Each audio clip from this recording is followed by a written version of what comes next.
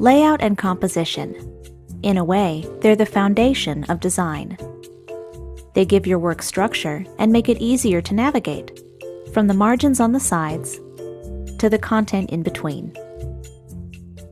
Of course, it's not just about working with text. Composition matters in other mediums too, like graphic design, web design, and much more. Without a well-composed layout, your work would basically fall apart. The key to mastering layout and composition is to think like a designer. Luckily, it's easier than it sounds. There are 5 basic principles that can help you transform your work and sharpen your eye for design. Let's start at the top and work our way down. Proximity is all about using visual space to show relationships in your content. In practice, it's pretty simple. All you have to do is make sure related items are grouped together. For example, blocks of text or elements in a graphic.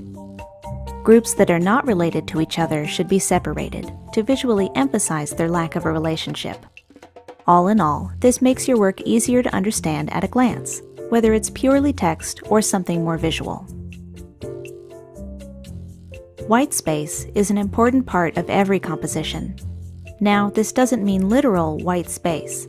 It just means negative space, like the spaces between your content, between lines, and even the outer margins.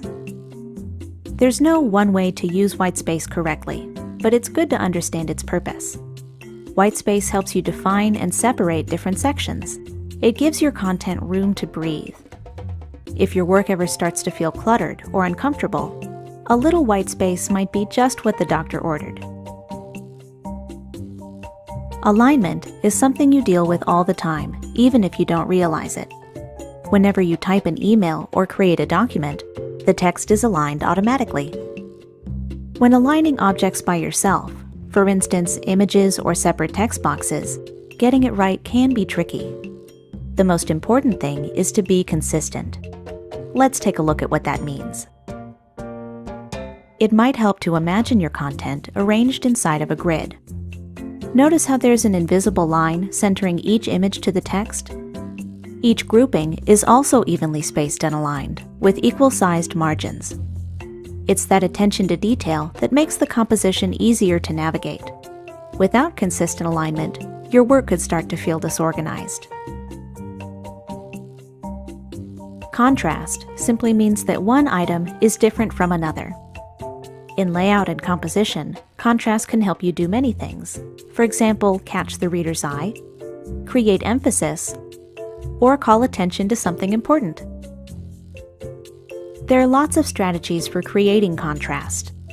You can use color, adjust the size, shape, or visual weight of an object, or use contrasting styles of text. Contrast is also closely tied to hierarchy, a visual technique that can help the viewer navigate your work.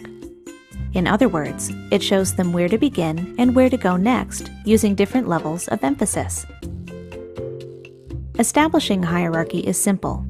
Just decide which elements you want the reader to notice first, then make them stand out.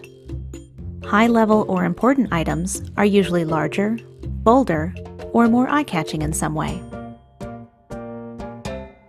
Repetition is a reminder that every project should have a consistent look and feel. That means finding ways to reinforce your design by repeating or echoing certain elements. For instance, if you have a specific color palette, look for ways to carry it through. If you've chosen a special header style, use it every time. It's not just for aesthetic reasons. Being consistent can also make your work easier to read. When the viewer knows what to expect, they can relax and focus on the content.